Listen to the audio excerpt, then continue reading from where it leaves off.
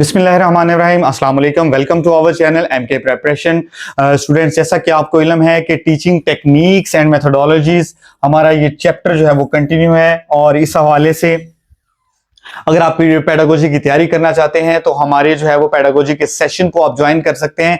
इस हवाले से आप लिंक में दिए गए कॉन्टैक्ट नंबर 0333260545 03324897 पर कॉन्टैक्ट करके अपनी रजिस्ट्रेशन करवा सकते हैं। हमारे सेशन जो है वो कंटिन्यू है, खुद को इसमें एनरोल करवाएं ताकि आप जो है वो बर वक्त इसके जो है वो आपको पीडीएफ नोट्स प्रोवाइड किए जाएं, इसके अलावा वीडियो लेक्चर प्रोवाइड किए जाएं और आप जो है वो अपनी प्रिपरेशन को कंटिन्यू कर सकें। आज हम इसका पार्ट 2 डिस्कस करेंगे। पार्ट 1 में हमने डिफरेंट टीचिंग मेथड्स को डिस्कस किया, जिसमें हमने टीचिंग क्या होती है, इफेक्टिव टीचिंग को डिस्कस किया, कैरेक्टरिस्टिक्स ऑफ गुड टीचर को डिस्कस किया, टीचिंग अप्रोच को, teaching strategies, teaching tactics, teaching techniques, और इसके अलावा हमने डिफरेंट टीचिंग मेथड जिसमें lecture method, discussion method, demonstration method को डिस्कस किया। इनके एडवांटेजेस क्या हैं, इनके डिसएडवांटेजेस क्या हैं, किन सिचुएशन में कब जो है वो एक टीचर को ये टीचिंग मेथड जो है वो यूज करने चाहिए, ये हमने फर्स्ट वीडियो में डिस्कस किया। आज की वीडियो में हम टीचिंग मेथड 4 नंबर जो है उसको डिस्कस करेंगे।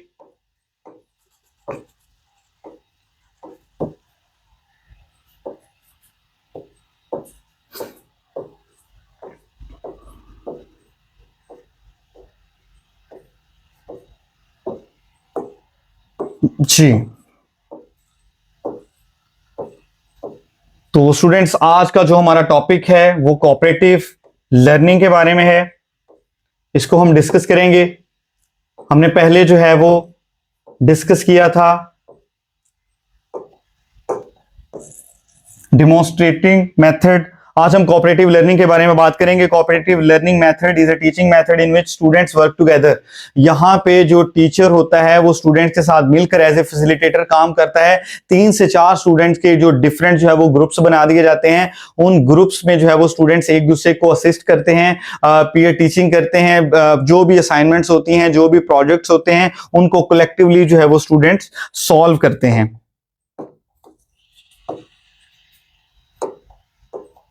एक्सप्लेनेशन की बात करें, cooperative learning method was developed by David Johnson and Roger Johnson. तो इन्होंने डेविड जॉनसन, रॉजर जॉनसन ने इसको 1975 में डेवलप किया। इन this method students share their ideas, discuss topic and help one another in completing the task in the groups. जो group होता है उसमें 3 से 4 स्टूडेंट्स होते हैं, वो अपनी इंफॉर्मेशन को शेयर करते हैं, अपने आइडियाज को एक्सचेंज करते हैं और इसके जरिए से सीखते हैं। Each member of the group has a role and responsibility. Teacher organize the groups and guide the students during the activity. Teacher जो होता है वो किसी भी एक्टिविटी के दौरान स्टूडेंट्स को गाइड करता है, एज ए फैसिलिटेटर काम कर रहा होता है। स्टूडेंट्स की कोई भी क्यूरीज होती है, स्टूडेंट टीचर उसके हवाले से उनको बताता है ताकि वो अपनी असाइनमेंट्स को, अपने टास्क को, अपने प्रोजेक्ट को जो है वो कंप्लीट कर सकें। The method develops team work. तो इसमें टीम वर्क की जरूरत होती है, कम्युनिकेशन, लीडरशिप स्किल्स की जरूरत होती है, लीडरशिप स्किल्स होने चाहिए। Students learn to respect each other opinions. तो इसके जरिए से स्टूडेंट्स जो है वो एक दूसरे के ओपिनियन की रिस्पेक्ट करना सीखते हैं, क्योंकि वो कोऑपरेटिव लर्निंग के जरिए से बैच 3 से 4 स्टूडेंट्स का जो ग्रुप होता है वो मिलकर जब काम करते हैं तो एक दूसरे की रिस्पेक्ट करते हैं, उनका कोऑपरेशन बढ़ता है। Learning becomes interactive, student centred. तो लर्निंग जो है वो ज्यादा जो है वो इंटरैक्टिव बनती है। It increases the confidence and social interaction. Student achieve better understanding through peer learning. तो स्टूडेंट जो है वो जब उनको उनके ही लेवल के जो स्टूडेंट्स हैं वो पढ़ाते हैं, पीयर टीचिंग के जरिए से वो ज्यादा बेहतर तौर पर एक दूसरे की बात को समझते हैं। अगर आप इसकी एग्जांपल ले लें, teacher divide the students into groups 3 and 4 का ये ग्रुप्स होता है। Each groups to prepare presentation on environmental pollution. Environmental pollution पे जो है वो इन्होंने अपनी प्रेजेंटेशन बनानी है, तो ये जो है वो एक ग्रुप बना दिया जाता है। Where this method is most applicable, this method is mostly applicable for school, colleges, activity based classroom. जहां पे एक्टिविटी के जरिए से पढ़ाया जाता है वहां पे ये मेथड बहुत इफेक्टिव है। और कोऑपरेटिव लर्निंग के जरिए से टीचर जो है वो वहां पे स्टूडेंट्स को ग्रुप्स में डिवाइड कर देते हैं और स्टूडेंट्स जो है वो उनकी एंगेजमेंट बढ़ती है, उनकी लर्निंग में ज्यादा से ज्यादा इंप्रूवमेंट आती है। It is useful for language learning, language learning के लिए, प्रोजेक्ट्स को कंप्लीट करने के लिए, डिस्कशंस के लिए, सोशल स्टडीज की एक्टिविटीज करवाने के लिए जो है वो कोऑपरेटिव लर्निंग मेथड को अक्सर यूज किया जाता है। This method is also called collaborative learning. इसको कोलैबोरेटिव लर्निंग भी बोला जाता है, टीम लर्निंग मेथड भी इसको कहते हैं, पीयर लर्निंग मेथड भी कहा जाता है, क्योंकि इसमें जो स्टूडेंट्स होते हैं वो एक दूसरे को भी चीजें समझाते हैं, तो ये पीयर लर्निंग मेथड भी इसको कहा जाता है। नेक्स्ट इसके एडवांटेज और डिसएडवांटेज पे बात कर लेते हैं। Develop team work and cooperation. तो ये जो कोऑपरेटिव लर्निंग मेथड है, इसके जरिए से टीम वर्क बढ़ता है, कोऑपरेशन बढ़ता है, स्टूडेंट जो है वो ज्यादा बेहतर तौर पर चीजों को सीखते हैं। इंक्रीजेस स्टूडेंट पार्टिसिपेशन, स्टूडेंट्स की पार्टिसिपेशन बढ़ती है क्योंकि वो अपने ही पीयर्स के साथ काम कर रहे होते हैं। इंप्रूव्स कम्युनिकेशन स्किल्स, उनकी कम्युनिकेशन स्किल्स में इंप्रूवमेंट आती है क्योंकि वो जिनसे बात कर रहे होते हैं वो उनकी लैंग्वेज को अच्छे से समझ पाते हैं। स्टूडेंट्स ग्रुप की सूरत में उनको डिवाइड किया गया होता है, वो एक दूसरे से जो है वो जो भी कम्युनिकेट करते हैं वो एक दूसरे को समझ पाते हैं। Encourage peer learning and confidence, तो जो कोऑपरेटिव लर्निंग होती है उसमें स्टूडेंट्स का कॉन्फिडेंस बढ़ता है, उनकी पीयर लर्निंग जो है वो उसको जो है वो इंकरेजमेंट मिलती है, वो ज्यादा से ज्यादा जो है वो इन्वॉल्व होते हैं। डिसएडवांटेज की अगर हम बात करें, सम स्टूडेंट्स में डिपेंड ऑन अदर्स, तो एक इसका बहुत बड़ा डिसएडवांटेज ये कोऑपरेटिव लर्निंग का है कि इसमें जो स्टूडेंट्स, कुछ स्टूडेंट्स ऐसे होते हैं जो कि दूसरों पे डिपेंड कर रहे होते हैं। वो देखते हैं कि हमारा मॉनिटर है या जो लाइक बच्चा इस ग्रुप में है उसने क्या किया है, बस वो उसको नोट करते हैं, उसके काम को कॉपी करते रहते हैं, वो खुद से कोई काम जो है वो नहीं करते। तो ये इसका जो है वो एक डिसएडवांटेज है। Secondly, difficult to manage classroom discipline sometime, तो इसमें जो है वो समटाइम डिसिप्लिन को मैनेज करने में बहुत मुश्किल आती है क्योंकि स्टूडेंट्स को ग्रुप की सूरत में डिवाइड किया जाता है, वो मिलके काम करते हैं, तो समटाइम डिसिप्लिन के इश्यूज जो है वो इसमें देखने को मिलते हैं। सेकेंडली, ग्रुप कॉन्फ्लिक्ट्स में अराइज, आपस में जो स्टूडेंट्स जिनके ग्रुप बनाए जाते हैं उनकी आपस में कभी कभी लड़ाई भी हो जाती है, तो इसकी वजह से ग्रुप कॉन्फ्लिक्ट्स जो है वो यहाँ पे कोऑपरेटिव लर्निंग में अक्सर देखने को मिलते हैं, क्योंकि बच्चे जो है वो छोटी क्लासेस के होते हैं, अगर बड़ी क्लासेस के हों तो ये इश्यूज जो है वो कम देखने को मिलते हैं। Discovery learning method, discovery learning method is a teaching method where students learn by exploring, observing, discovering knowledge by themselves। तो यहाँ पे स्टूडेंट्स क्या करते हैं, चीजों को डिस्कवर करते हैं। टीचर क्या करता है, उनको कोई टॉपिक दे देता है, स्टूडेंट्स जो है वो उसको डिस्कवर करते हैं, उसको इंटरनेट पे एक्सप्लोर करते हैं, उसको बुक्स में तलाश करते हैं, उसको पढ़ते हैं, उसको समझने की कोशिश करते हैं। तो ये जो है वो डिस्कवरी लर्निंग मेथड कहलाता है। इसमें टीचर जो है वो as a guide, as a facilitator के तौर पर काम करता है। In this method teacher act as a facilitator, students actively investigate, discover the concepts independently. यहाँ पे जो स्टूडेंट्स होते हैं वो इंडिपेंडेंटली डिस्कवर करते हैं इंपॉर्टेंट कॉन्सेप्ट्स को, आइडियाज को। मेन फोकस जो है वो लर्निंग का सेल्फ डिस्कवरी पे, क्रिटिकल थिंकिंग पे और एक्टिव पार्टिसिपेशन पे होता है। क्रिटिकल थिंकिंग यहाँ पे ज्यादा से ज्यादा प्रमोट होती है क्योंकि स्टूडेंट का वर्क ज्यादा हो जाता है। स्टूडेंट जो है वो आइडियाज को डिस्कवर करते हैं, कॉन्सेप्ट्स को समझने की कोशिश करते हैं, खुद से चीजों को एक्सप्लोर करते हैं। तो ये जो है वो डिस्कवरी लर्निंग का एक एडवांटेज है।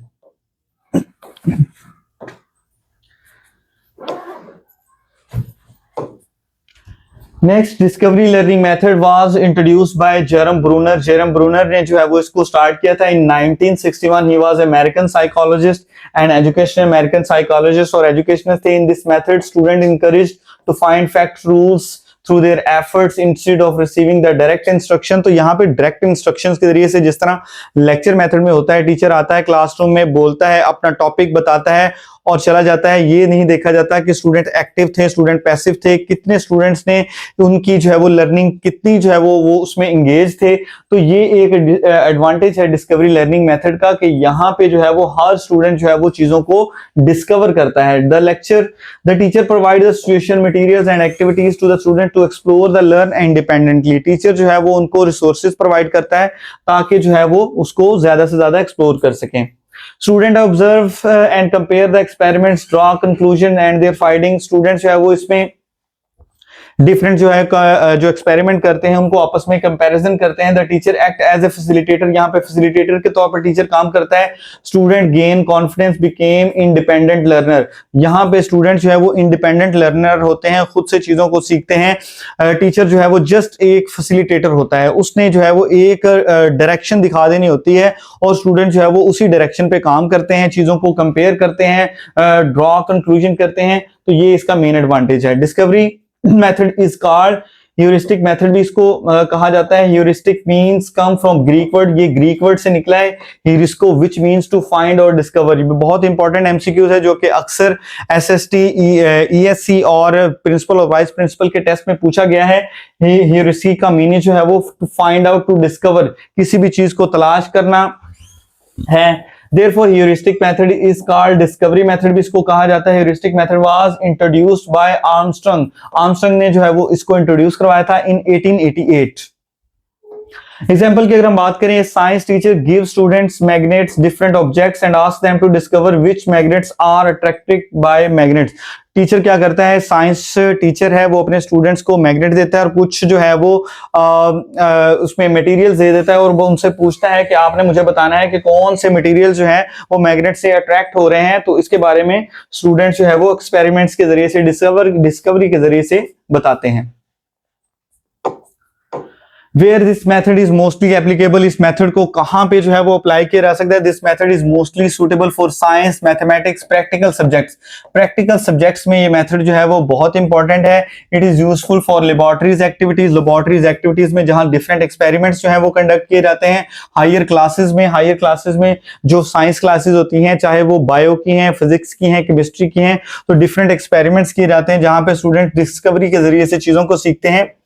The method is known as exploratory learning भी इसको बोलते हैं, लर्निंग बाय डिस्कवरी भी इसको कहा जाता है, गाइडेड डिस्कवरी मेथड, और इसके अलावा ह्यूरिस्टिक मेथड भी इसको कहा जाता है। These are the other names given to the discovery method.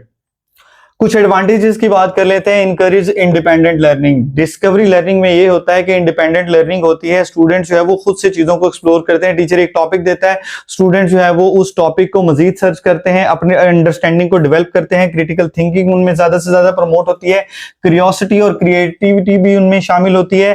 तो improves critical thinking, makes learning active and meaningful. तो इससे क्या होता है, उनकी लर्निंग ज्यादा से ज्यादा जो है वो इंप्रूव होती है। क्यों? क्योंकि वो चीजों को खुद से जो है वो डिस्कवर कर रहे होते हैं। और टीचर का काम क्या होता है, जस्ट एज ए फैसिलिटेटर के तौर पे जो है वो टीचर काम कर रहा होता है, बच्चों को असिस्ट कर रहा होता है। डिसएडवांटेज की बात करें, टाइम कंज्यूमिंग मेथड। तो ये एक टाइम कंज्यूमिंग मेथड है, क्योंकि आपने जब स्टूडेंट्स को आपने कोई टॉपिक दे दिया है, स्टूडेंट जो है वो उनको डिस्कवर करते हैं, तो इसमें काफी टाइम जो है वो कंज्यूम होता है। Difficult to weak for student some time.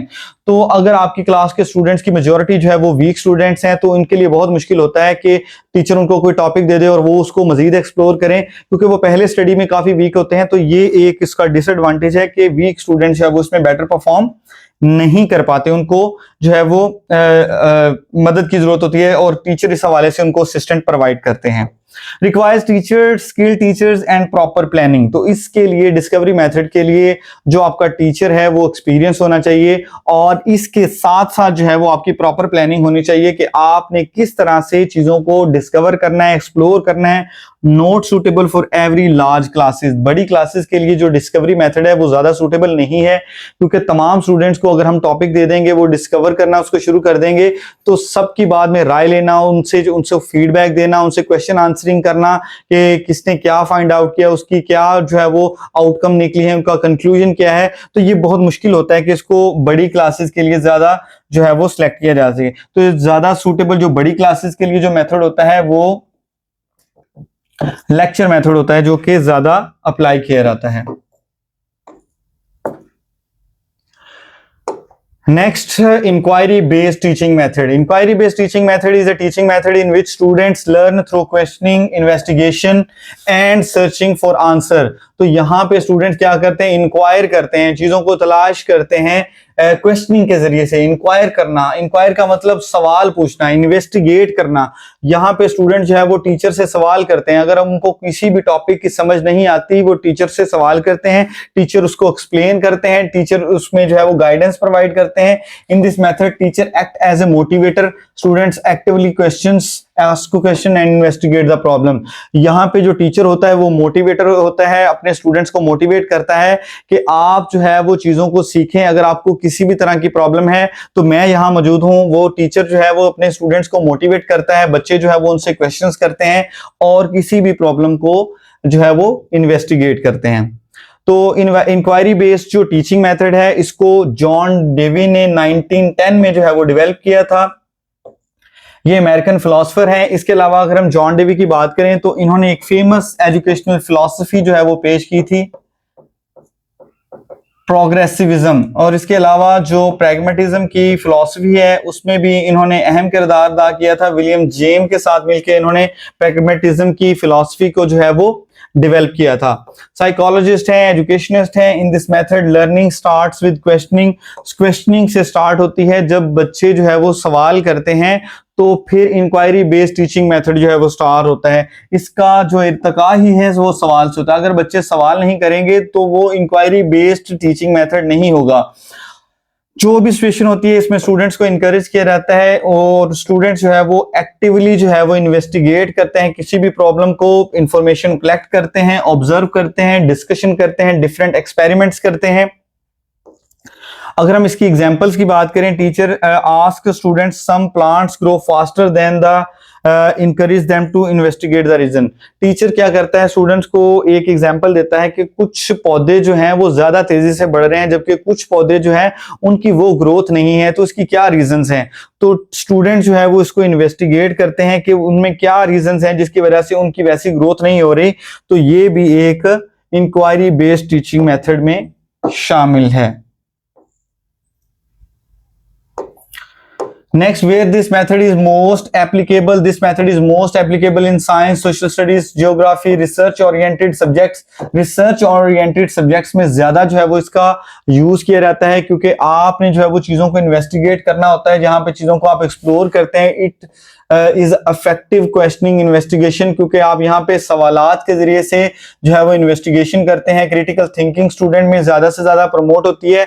अगर हम इस मेथड के टाइप्स की बात करें तो इसका जो है वो अदर नेम, इसको इंक्वायरी मेथड भी कहा जाता है, इन्वेस्टिगेटिव मेथड भी कहा जाता है, इंक्वायरी लर्निंग और रिसर्च ओरिएंटेड लर्निंग भी कहा जाता है।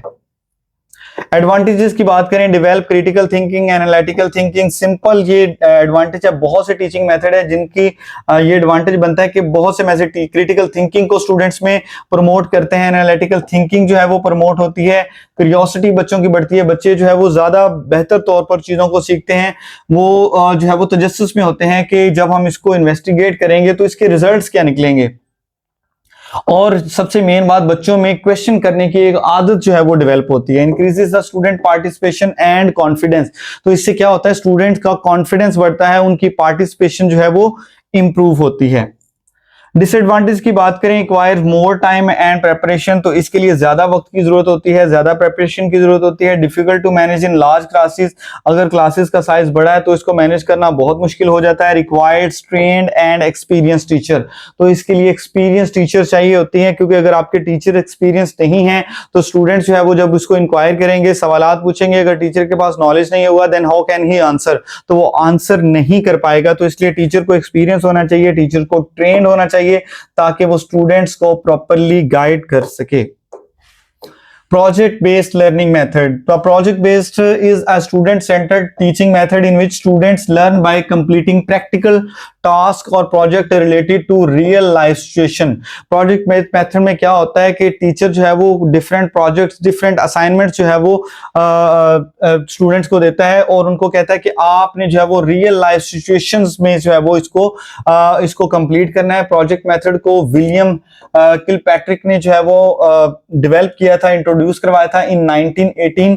और ये अमेरिकन एजुकेशनिस्ट हैं, फिलोसोफर भी हैं, और इन्होंने प्रोजेक्ट की 4 टाइप्स को जो है वो बताया था। कंस्ट्रक्टिव प्रोजेक्ट होता है, इसमें आर्टिस्टिक प्रोजेक्ट है, प्रॉब्लम सॉल्विंग प्रोजेक्ट है, ड्रिल और प्रैक्टिस प्रोजेक्ट है। अक्सर पेपर में सवाल पूछा जाता है कि प्रोजेक्ट्स की टाइप्स कितनी हैं, तो प्रोजेक्ट्स की 4 टाइप्स हैं। अगर हम कंस्ट्रक्टिविस्ट प्रोजेक्ट की बात करें तो इसका ताल्लुक होता है कि किसी भी स्कूल के मॉडल को बनाना, चार्ट को बनाना, किसी भी साइंस के प्रोजेक्ट को डेवलप करना। और आर्टिस्टिक जो प्रोजेक्ट है उसका ताल्लुक ड्राइंग से है, किसी भी पेंटिंग से है, किसी भी म्यूजिक से रिलेटेड है, आपने नया म्यूजिक जो है वो बनाया है, ड्रामा जो है वो इसमें बनाया है, तो वो जो है वो आर्टिस्टिक प्रोजेक्ट में आएगा। प्रॉब्लम सॉल्विंग प्रोजेक्ट का ताल्लुक, कोई भी प्रॉब्लम है उसका आपने सोल्यूशन फाइंड आउट किया है, टीचर ने स्टूडेंट को हेल्प आउट किया और स्टूडेंट ने उसका सोल्यूशन फाइंड आउट किया तो ये प्रॉब्लम सॉल्विंग प्रोजेक्ट में आ जाएगा। ड्रिल और प्रैक्टिस प्रोजेक्ट में होगा कि एक ही चीज को बार बार रिपीटेड प्रैक्टिसेस के जरिए से इंप्रूव करना, लाइक हैंड राइटिंग को इंप्रूव करना, तो ये जो है वो ड्रिल और प्रैक्टिस प्रोजेक्ट में आ जाएगा।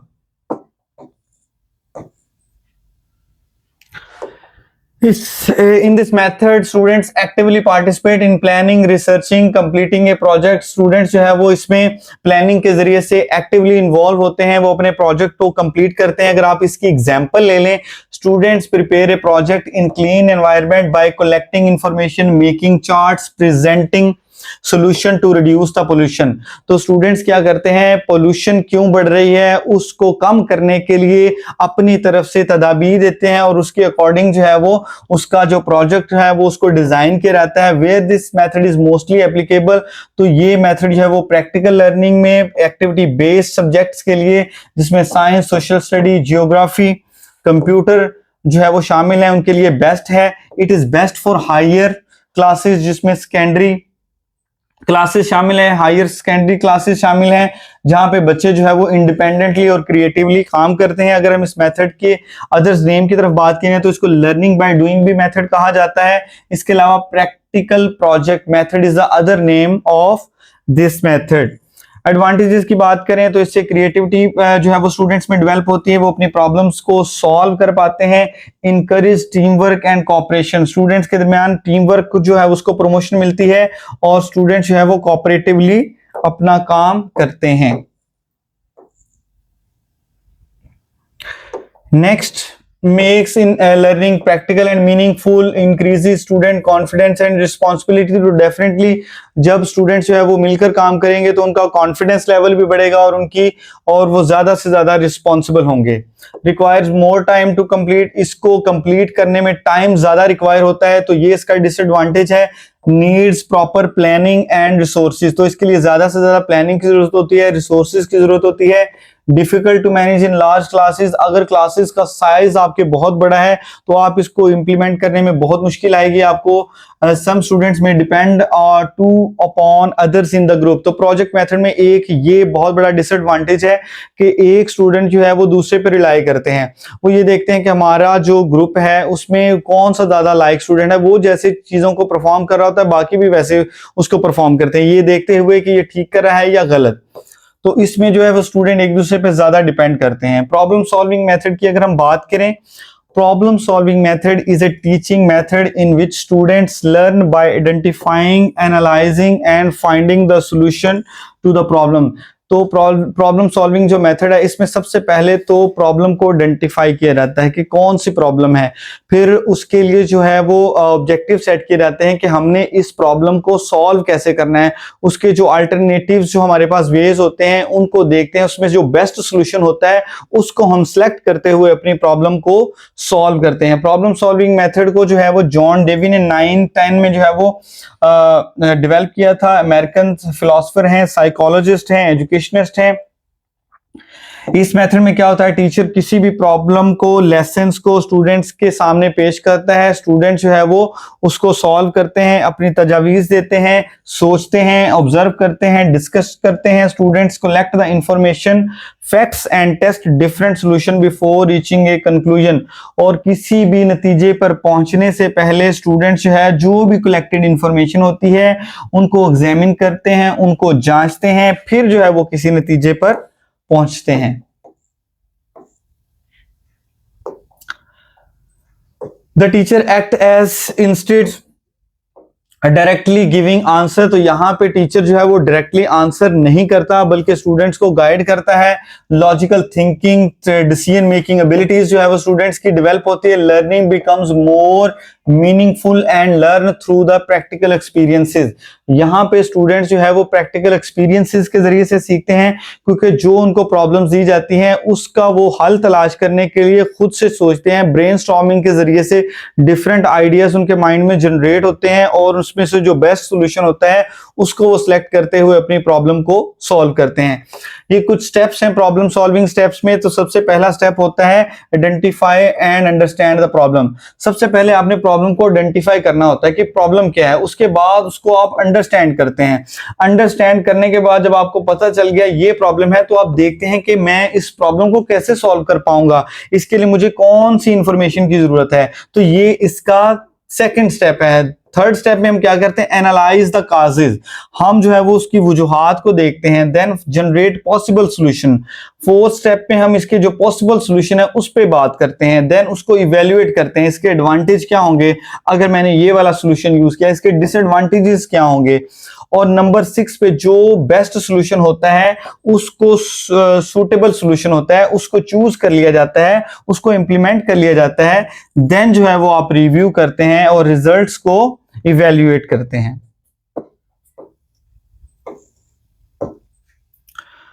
ये मेथड कहां पे ज्यादा एप्लीकेबल है? This method is mostly applicable in mathematics, science, social studies, computer subjects, and it is useful where analytical thinking, practical solutions are required. It is also effective in higher classes, activity based learning. तो जहां पे activity based learning होती है, चीजों को practically करवाया जाता है, वहां पे ये बहुत इंपॉर्टेंट है।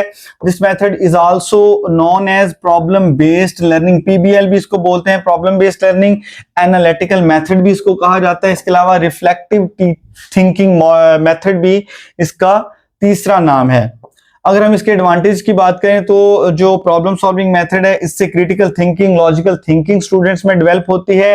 स्टूडेंट्स जो है वो एक्टिव होते हैं, पार्टिसिपेट करते हैं अपनी लर्निंग में, और वो अपनी प्रॉब्लम्स को सॉल्व करते हैं। डिसीजन मेकिंग की एबिलिटीज जो है वो स्टूडेंट्स में पैदा होती है। स्टूडेंट्स को किसी भी प्रॉब्लम का सामना होता है नियर एंड फ्यूचर, तो वो देखते हैं कि हमने इस प्रॉब्लम को उसको आइडेंटिफाई करने के बाद वो उसके पॉसिबल सॉल्यूशंस की तरफ जाते हैं, डिसीजन लेते हैं। तो बच्चे जो है वो उनमें डिसीजन मेकिंग की एबिलिटी जो है वो उसमें पैदा होती है।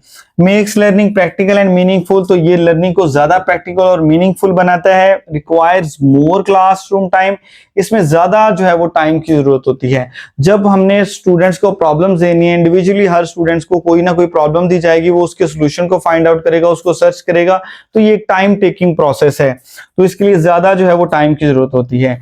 डिफिकल्ट फॉर वीक स्टूडेंट, जो वीक स्टूडेंट होते हैं उनके लिए मुश्किल होता है इसमें काम करना, क्योंकि उनको तो ऑलरेडी असिस्टेंस की जरूरत होती है। अगर स्टूडेंट खुद से करेंगे तो उनके लिए, ऐसे स्टूडेंट्स के लिए मुश्किल होगी। Need skilled and well prepared teacher, तो ऑलमोस्ट कोई भी टीचिंग मेथड ऐसा नहीं है जिसमें हमें स्किल्ड टीचर की जरूरत ना हो। तो एक टीचर को हमेशा वेल प्रिपेयर्ड होना चाहिए ताकि स्टूडेंट्स को गाइड कर सके। Then the lastly is not suitable for large classes, अगर आपकी क्लासेस का साइज बड़ा है तो ये मेथड इतना ज्यादा सूटेबल नहीं है। Next, simulation and role play method. Simulation means teaching method in which artificial situation is created in the classroom. इसमें क्या होता है कि artificial situation जो है वो classroom में develop की जाती है। Role play method is a teaching method in which student act like different people characters in the given situation. और role play में students क्या करते हैं, different जो है वो लोगों के actor characters के तौर पे काम करते हैं to understand a topic in a practical and interesting way. For example, एक कोर्ट को अंडरस्टैंड करना चाहते हैं तो कुछ स्टूडेंट जो होते हैं, एक स्टूडेंट जज बन जाता है, कुछ स्टूडेंट्स लॉयर बन जाते हैं, किसी को जो है वो कल्प्रिट बना दिया जाता है। तो एक जो है वो रोल प्ले के जरिए से जो है वो चीजें बच्चों को समझाई जाती हैं।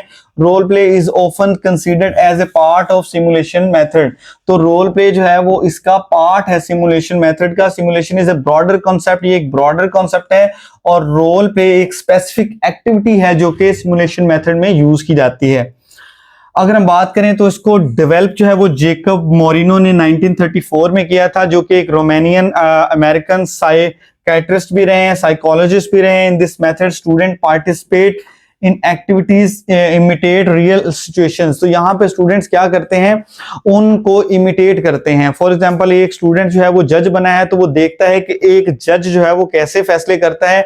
अगर एक स्टूडेंट लॉयर बना है तो वो देखता है कि एक लॉयर जो है वो किस तरह से केस लड़ता है। तो ये जब चीजें कैरेक्टर को प्रैक्टिकली परफॉर्म किया जाता है, रोल प्ले को परफॉर्म किया जाता है, तो स्टूडेंट जो है वो ज्यादा बेहतर तौर पर चीजों को सीख पाते हैं, उनकी क्रिटिकल थिंकिंग जो है वो डेवलप होती हैं।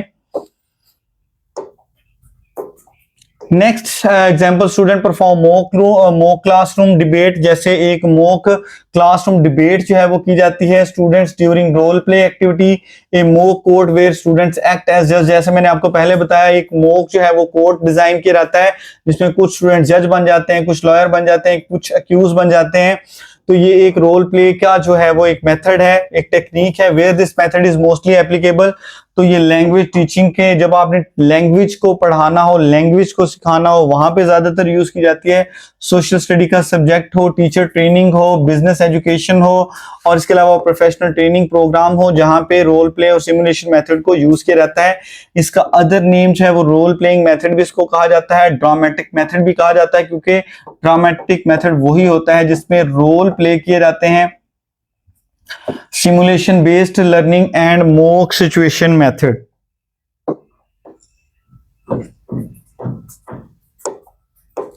Build confidence and communication skill, तो यहाँ पे स्टूडेंट्स का जो है वो कॉन्फिडेंस डेवलप होता है, उनकी कम्युनिकेशन स्किल्स डेवलप होती हैं। स्टूडेंट्स प्रैक्टिकल लर्निंग के जरिए से जो है वो चीजों को सीखते हैं, रट्टा नहीं लगाते बल्कि करैक्टर को परफॉर्म करते हैं। Encourage creativity and active participation, students में क्रिएटिविटी आती है, वो ज्यादा एक्टिव होते हैं। Help students to understand the real life situation, यहाँ पे स्टूडेंट जो है वो रियल लाइफ सिचुएशन को समझ पाते हैं। अगर हम इसके डिसएडवांटेज की बात करें तो ये टाइम कंज्यूमिंग मेथड है, स्टूडेंट्स में फील शाय और नर्वस, तो स्टूडेंट जो है वो उसमें ज्यादा फील करते हैं, शाय फील करते हैं, नर्वस फील करते हैं, क्योंकि उनको स्टेज पे आना पड़ता है।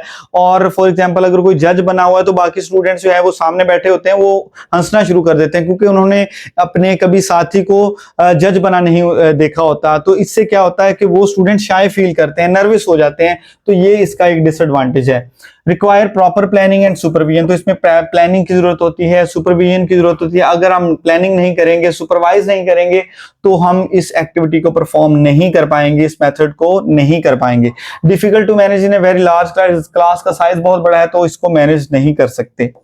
एक्टिविटी बेस्ड टीचिंग की अगर हम बात करें, एक्टिविटी बेस्ड टीचिंग वो होती है जिसमें स्टूडेंट सेंटर्ड अप्रोच को जो है वो सिलेक्ट किया जाता है। स्टूडेंट्स को जो है वो प्रैक्टिकल एक्टिविटीज के जरिए से पढ़ाया जाता है according to the needs, according to the interest of the learner. Learner जैसे सीखना चाहता है, उसकी जैसी एबिलिटीज हैं, उसको देखते हुए टीचर जो है वो अपनी एक्टिविटीज को डिजाइन करता है एक्टिविटी बेस्ड टीचिंग मेथड में। तो इसमें जो है वो स्टूडेंट डिफरेंट एक्टिविटीज परफॉर्म करते हैं। Instead of listening to the lecture, सिर्फ लेक्चर को सुनते नहीं है बल्कि प्रैक्टिकली एक्सपेरिमेंट्स करते हैं, प्रोजेक्ट्स में, गेम्स में, ग्रुप वर्क में हिस्सा लेते हैं। अगर हम देख लें where this method is mostly applicable, तो इसको जो है वो science, mathematics, social study, primary education में बहुत जो है वो इसको प्रमोट किया गया है। उसकी रीजन ये है कि वहां पे बच्चों को चीजें जो है वो एक्टिविटी के जरिए सिखाई जाती हैं, बच्चों को इन्वॉल्व किया जाता है, क्योंकि जब तक बच्चे खुद से चीजों को एक्टिविटी के जरिए जो है वो सॉल्व नहीं करते तो उनकी लर्निंग में वो इंप्रूवमेंट नहीं आती। तो प्राइमरी लेवल पे ये ज्यादा एक्टिविटी बेस्ड मेथड जो है वो यूज किया जाता है। It is suitable where practical learning students participation जो है वो जहां पे बहुत जरूरी होती है। एडवांटेजेस की बात करें तो एक्टिव लर्निंग है, यहाँ पे develop practical and creative skills जो है वो इसमें क्रिएटिव डेवलप होते हैं, making learning interesting and enjoyable, improve understanding and memory. तो जब आप प्रैक्टिकली चीजों को परफॉर्म करवाते हैं, बच्चों को जो भी आपने एक्टिविटी डिजाइन की है उसमें बच्चे इन्वॉल्व होते हैं, तो ऑटोमेटिकली जब वो खुद से चीजों को करते हैं तो उनकी मेमोरी भी इंप्रूव होती है और वो उस टास्क को बेहतर तौर पर सॉल्व कर पाते हैं। डिसएडवांटेज की अगर हम बात करें, रिक्वायर प्रेपरेशन एंड प्लानिंग, तो इसमें जो है वो ज्यादा जो है वो आपको प्रिपरेशन की जरूरत होती है। Needs teaching material and resources, ज्यादा टीचिंग मटेरियल की जरूरत होती है। Difficult to manage large classes, class का साइज बड़ा है तो मुश्किल है इसको मैनेज करना। नेक्स्ट है inductive method, that is very important method. Inductive method is a teaching method in which students move from specific example to general principle. इसकी मैं आपको सिंपल से एग्जांपल दे देता हूं जिसमें हम स्पेसिफिक से जनरल जो है वो एग्जांपल की तरफ आते हैं। फॉर एग्जांपल एक क्लास है जिसमें 10 स्टूडेंट्स हैं और हर स्टूडेंट्स की पॉकेट में 100 रुपीज हैं, तो simply we can say that all the students in the class have 100 rupees in their pocket. तो हमने क्या किया, एक स्पेसिफिक स्टेटमेंट से जितने भी स्टूडेंट्स हैं सबके पास 100 थे, ये हमारे पास स्पेसिफिक रिजल्ट है कि अली के पास इतने, अहमद के पास इतने, जवेद के पास इतने, तो 10 स्टूडेंट्स के पास 100 अमाउंट थी, तो हमने एक जनरल स्टेटमेंट जो है वो उसके बारे में दी that all the students in the class have 100 rupees. This is an example of inductive method. Inductive method was developed by Francis Bacon ने इसको 1620 में इसको डेवलप किया था। इंग्लिश फिलोसोफर हैं, साइंटिस्ट हैं। In this method teacher first present examples, facts और situation. सबसे पहले इसमें क्या करता है, टीचर एग्जांपल्स देता है। एग्जांपल्स के बाद जो है वो स्टूडेंट्स जो है वो उसकी सिचुएशन को ऑब्जर्व करते हुए उसका रिजल्ट्स निकालते हैं, जनरल रूल्स और प्रिंसिपल को कंक्लूड करते हैं। Learning becomes more interesting because student discover knowledge. तो यहाँ पे लर्निंग ज्यादा जो है वो ज्यादा इंप्रूवमेंट होती है। उसकी रीजन ये है कि स्टूडेंट जो है वो खुद से चीजों को तलाश करते हैं, खुद से जो है वो उसको डिस्कवर करते हैं, इन्वेस्टिगेट करते हैं। This method is non require observation, इसमें रिक्वायर होती है रीजनिंग, पार्टिसिपेशन जो है वो बहुत जरूरी है। तो अगर आप इसमें पार्टिसिपेशन नहीं करेंगे, चीजों को ऑब्जर्व नहीं करेंगे, तो आप जो है वो उसमें बेटर परफॉर्म नहीं कर सकते। तो अक्सर ये पेपर में सवाल पूछा जाता है कि इंडक्टिव मेथड में हम क्या करते हैं, तो इसमें आपने ये चीज याद रखनी है कि स्पेसिफिक से हम जनरल रूल्स की तरफ मूव करते हैं। यहाँ पे where this method is mostly applicable, this method is mostly applicable in mathematics, science, grammar teaching. It is suitable अगर हम ग्रामर टीचिंग की बात करें तो सबसे पहले ग्रामर्स के रूल्स बताए जाते हैं, स्पेसिफिक से फिर हम जनरल की तरफ मूव करते हैं।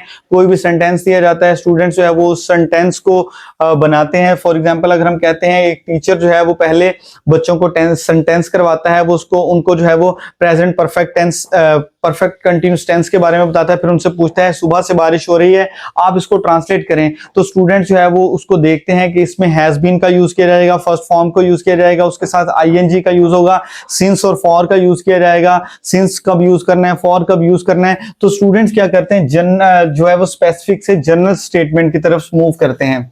This method is known as inductive reasoning method भी इसको कहा जाता है, स्पेसिफिक टू जनरल मेथड भी इसको कहा जाता है। अगर हम इसके एडवांटेजेस की बात करें तो इससे रीजनिंग और थिंकिंग स्किल्स जो है वो, कॉग्निटिव स्किल्स जो है वो स्टूडेंट्स की डेवलप होती हैं। लर्निंग जो है वो ज्यादा परमानेंट होती है क्योंकि आप स्पेसिफिक से जनरल की तरफ मूव कर रहे होते हैं। Students discover rules themselves. Disadvantage की अगर बात करें तो इसमें टाइम बहुत लगता है, तो टाइम ज्यादा रिक्वायर है इसमें, ये किसका डिसएडवांटेज है। इसके अलावा not suitable for all topics, तमाम टॉपिक्स के लिए सूटेबल नहीं है। वीक स्टूडेंट्स में फेस डिफिकल्टी ड्राइंग कंक्लूजन। जो वीक स्टूडेंट्स होते हैं, कमजोर स्टूडेंट्स होते हैं, उनको डिफिकल्टी फील होती है क्योंकि उन्होंने जो है वो रिजल्ट्स जो है वो कंक्लूड करने होते हैं। नेक्स्ट है डिडक्टिव मेथड। डिडक्टिव मेथड की अगर हम बात करें, ये टीचिंग मेथड है in which teaching starts with general rules और principle then moves to the specific example. आज जब हमने इंडक्टिव मेथड की बात की, इंडक्टिव मेथड में हम क्या करते हैं, स्पेसिफिक से जनरल स्टेटमेंट की तरफ मूव करते हैं, स्पेसिफिक से जनरल की तरफ। अगर हम जनरल से स्पेसिफिक की तरफ मूव करें तो ये डिडक्टिव मेथड कहलाता है। इसकी मैं आपको सिंपल सी एग्जांपल देता हूं। हम कहते हैं कि मैन इज मॉर्टल, आदमी जो है वो फानी है, और हम कहते हैं Ali is a man, Ali एक शख्स है, then we can say that Ali is a mortal. तो हमने क्या किया, सबसे पहले जो है वो हमने एक जनरल स्टेटमेंट दी कि आदमी जो है वो फानी है, फिर हमने बात की कि अली जो है वो एक शख्स है तो वो फानी है। तो ये इसकी एक परफेक्ट एग्जांपल है डिडक्टिव मेथड की, जिसमें हम जनरल से स्पेसिफिक की तरफ मूव करते हैं। इस मेथड को अरिस्टोटल ने, अक्सर पेपर में पूछा जाता है कि डिडक्टिव मेथड को किसने इंट्रोड्यूस करवाया था, तो इसको 350 बिफोर क्राइस्ट अरिस्टोटल ने जो है वो, इसको ग्रीक फिलोसोफर है, एक साइंटिस्ट है, और ये ग्रेट फिलोसोफर जो हैं प्लेटो अफलातून के शागिर्द भी हैं। It is commonly used in classroom, classroom में इसको कॉमनली यूज किया जाता है ताकि कॉन्सेप्ट्स को क्विकली जो है वो एक्सप्लेन किया जा सके।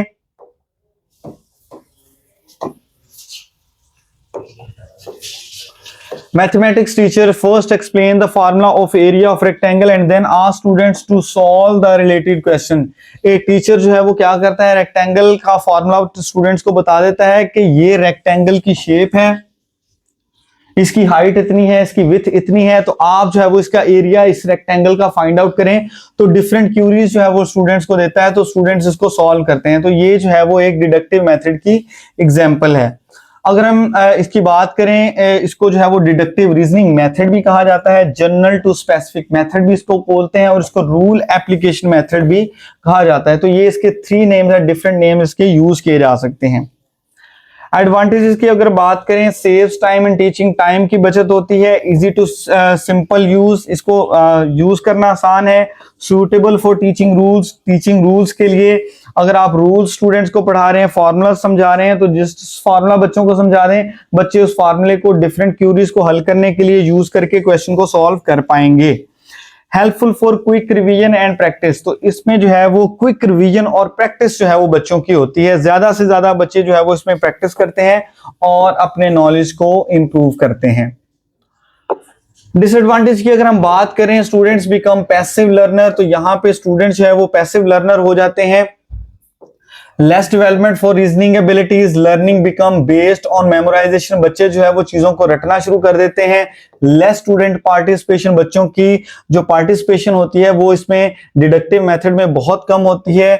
नेक्स्ट है play way method. Play way method is really very important method. Play way method is a teaching in which children takes place, the learning take place where students learn through playing games and different activities.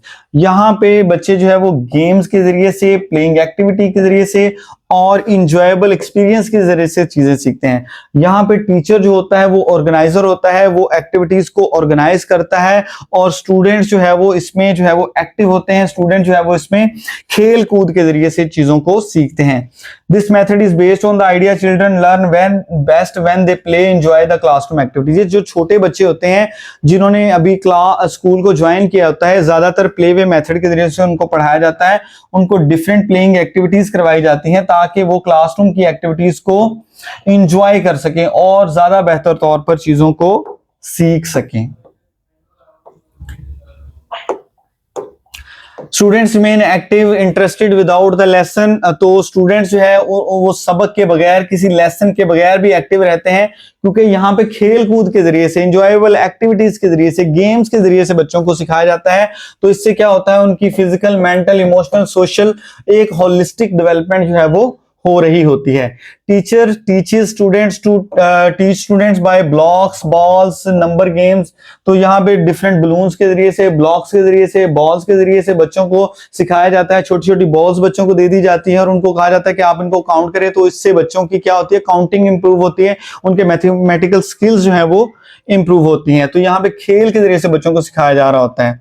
This method is mostly applicable, तो ये छोटी classes में, nursery में, KG में, जिसको हम kindergarten भी बोलते हैं, जिसको फ्रेडरिक फ्रॉबल ने पेश किया था। प्राइमरी क्लासेस में ये ज्यादा इफेक्टिव है क्योंकि बेसिक कॉन्सेप्ट्स को पढ़ाने के लिए एक्टिविटीज करवाई जाती हैं, बच्चों को प्लेइंग एक्टिविटीज करवाई जाती हैं, गेम्स के जरिए से बच्चों को सिखाया जाता है। Learning through play based learning भी इसको हम कहते हैं, PBL।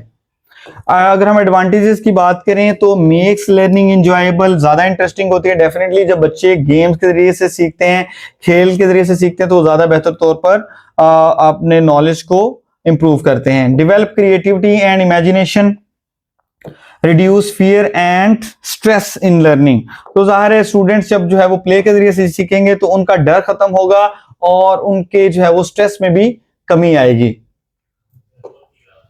उसके बाद हम डिसएडवांटेज कुछ डिस्कस कर लेते हैं। रिक्वायर मोर क्लासरूम मैनेजमेंट, तो यहाँ पे जो प्ले बेस्ड लर्निंग है इसमें ज्यादा से ज्यादा जो है वो क्लासरूम मैनेजमेंट की जरूरत होती है। एक टीचर को मैनेज करना चाहिए क्लासरूम को, क्योंकि जब वो खेल के जरिए से बच्चों को सिखाएगा तो बच्चे शोर भी करेंगे, बच्चे जो है वो एक दूसरे से लड़ भी सकते हैं। तो एक टीचर को चाहिए कि उसकी प्रॉपर मैनेजमेंट होनी चाहिए ताकि वो इसको मैनेज कर सके।